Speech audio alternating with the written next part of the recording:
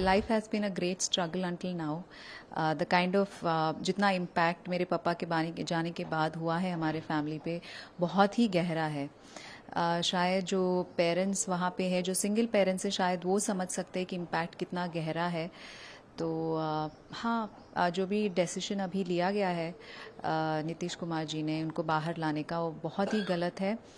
तो हम चाहते हैं कि नीतीश कुमार जी इसके बारे में सोचें और एक सेकंड थॉट दें इस डिसीजन के बारे में.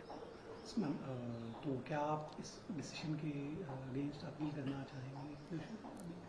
हाँ, डेफिनेटली हम अपील तो करेंगे. अगर गवर्नमेंट कुछ आगे जाके कुछ डिसीजन नहीं लेती है और उनके थ्रू उनके बेनिफिट के हिसाब से अगर जाती है, तो डेफिनेटली हमको अपील करना पड़ेगा प्राइम मिनिस्टर और प्रेसिडेंट ऑफ इंडिया से.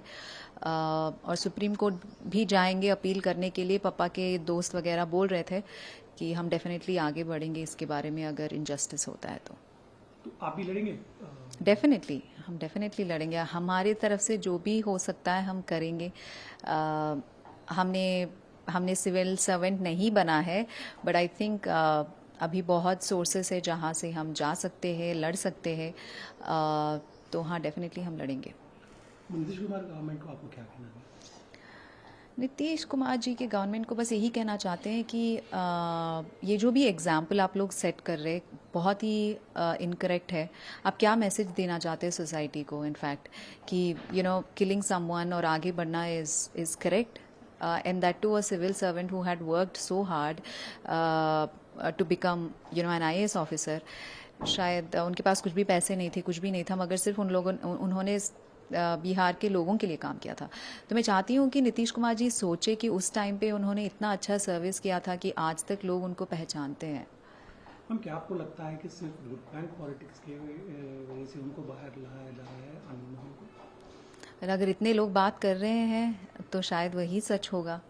तो हमने सुना है कि आनंद मोहन राजपूत है और इन कास्ट पॉलिटिक्स में जाके उनके फेवर थ्रू शायद उनके नंबर ऑफ वोट शायद बढ़ सकते हैं.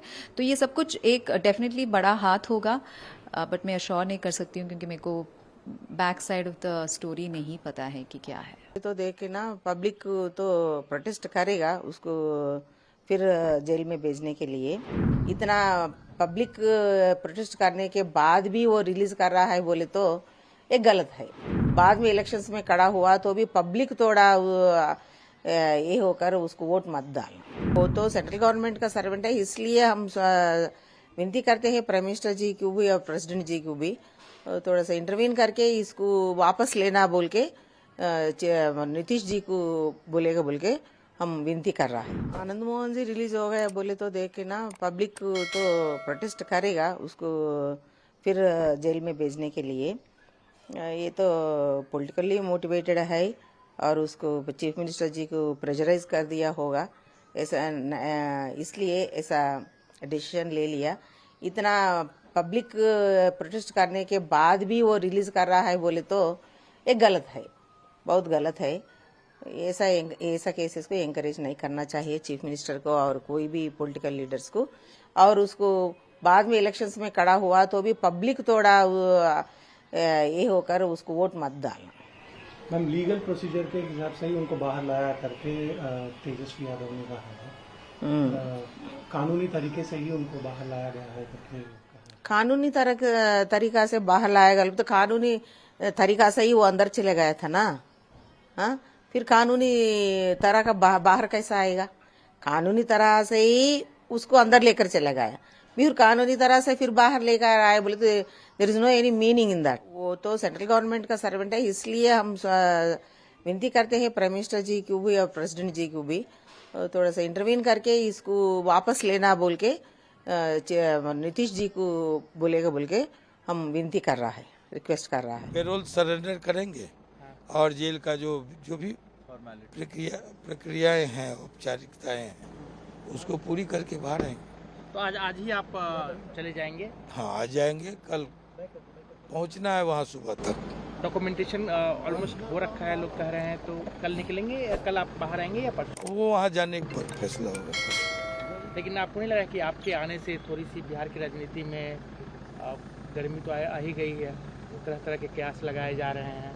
लेकिन आरजेडी जेडीयू बीजेपी सब कंफ्यूज है कि आप किस में जाएंगे, आनंद मोहन होंगे किसके साथ?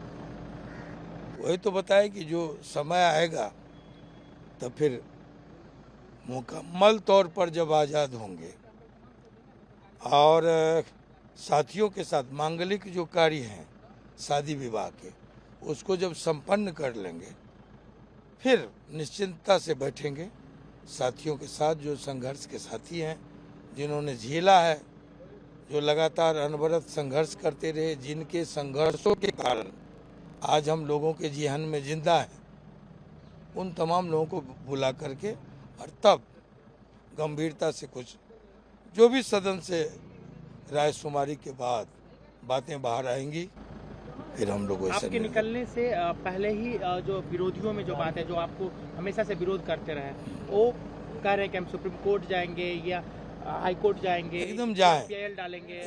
एकदम जाएं, सब जाएं। हम सजा से ज़्यादा काट चुके हैं। सुप्रीम कोर्ट और हाई कोर्ट का ये अवमानना है जो इस पर चिल्पों मचा रहे हैं। मंत्रिपरिषद के बैठक में भी इसी बात का जिक्र है कि सजा की एकरूपता के लिए हाई कोर्ट और सुप्रीम कोर्ट के निर्देशों के आलोक में ये फैसला हुआ है। एकदम सब आज़ाद हैं। भारत 1947 में आज़ाद हो गया, सबको आज़ादी है, लोकतंत्र है, अभिव्यक्ति की आज़ादी है।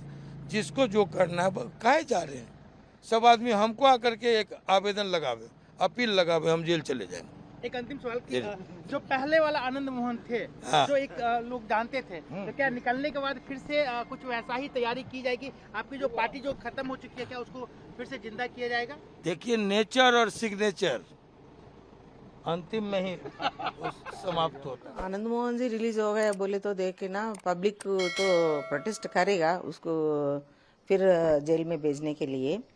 ये तो पॉलिटिकली मोटिवेटेड है और उसको चीफ मिनिस्टर जी को प्रेशराइज कर दिया होगा, ऐसा इसलिए ऐसा डिसीजन ले लिया। इतना पब्लिक प्रोटेस्ट करने के बाद भी वो रिलीज कर रहा है बोले तो ये गलत है, बहुत गलत है। ऐसा केसेस को एंकरेज नहीं करना चाहिए चीफ मिनिस्टर को और कोई भी पॉलिटिकल लीडर्स को। और उसको बाद में इलेक्शंस में खड़ा हुआ तो भी पब्लिक थोड़ा ये होकर उसको वोट मत डालना। मैम, लीगल प्रोसीजर के हिसाब से ही उनको बाहर लाया करके तेजस्वी यादव ने कहा है। कानूनी तरीके से ही उनको बाहर लाया गया है करके।